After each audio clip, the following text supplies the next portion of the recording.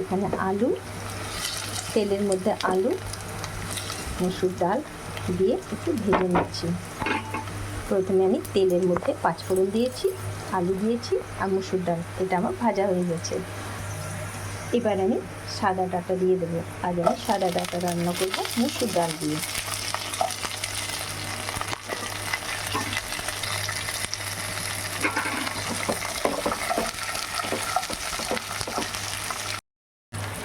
লবণ,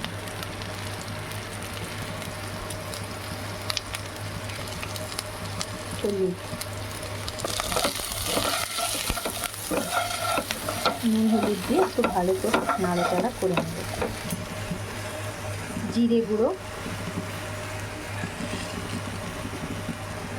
ধনে গুঁড়ো, দুটো কাঁচা লঙ্কা,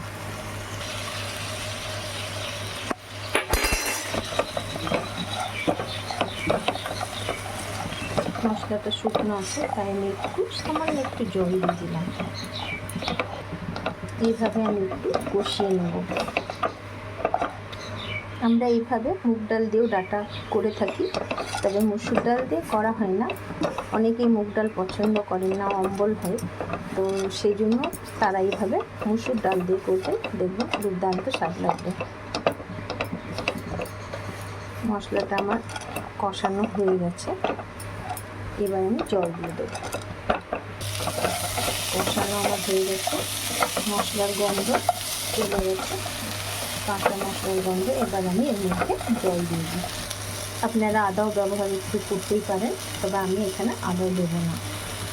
এবার আমি জল দিয়ে দিই। আমি একটু গুঁড়ো লঙ্কা দিচ্ছি, এটা আপনারা চাইলে দিতে পারেন, নাহলে স্কিপ করে দেবেন। তবে এই যে আমি গোলমরিচের গুঁড়ো একটু দিয়ে দিচ্ছি, এটা অবশ্যই করে আপনারা দেবেন। গোলমরিচের গুঁড়োটা দিলে এই স্বাদটা মানে একটা ফ্লেভার যে আসবে সেটা একদম দুর্দান্ত লাগবে। আর একটু দিয়ে দিলাম। এবার আমি এটা ঢাকা দিয়ে দেবো। 10 মিনিট পর আমি আবার আসছি, ততক্ষণ এটা সেদ্ধ হয়ে যায়।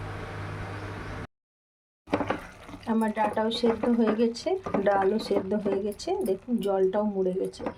এবার আমি এর মধ্যে একটু চিনি অ্যাড করে দেবো। চিনিটা আমি আগেও দিতে পারতাম, একটু মিষ্টি মিষ্টি স্বাদের আমি যেহেতু করবো ডাঁটাটা, তাই একটু চিনি দিয়ে দিলাম।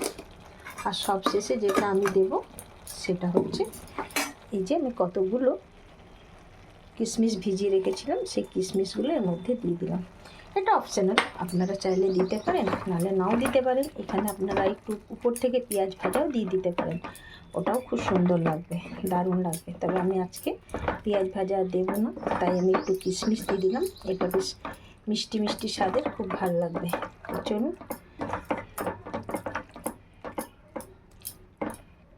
উপর থেকে আপনারা একটু ছক দিতে পারেন বা একটু ঘিও দিয়ে দিতে পারেন। যা গরম পড়েছে তাই আমি আর ঘিটা দিলাম না আজকে। তো আজকের মতো এই পর্যন্তই, ধন্যবাদ।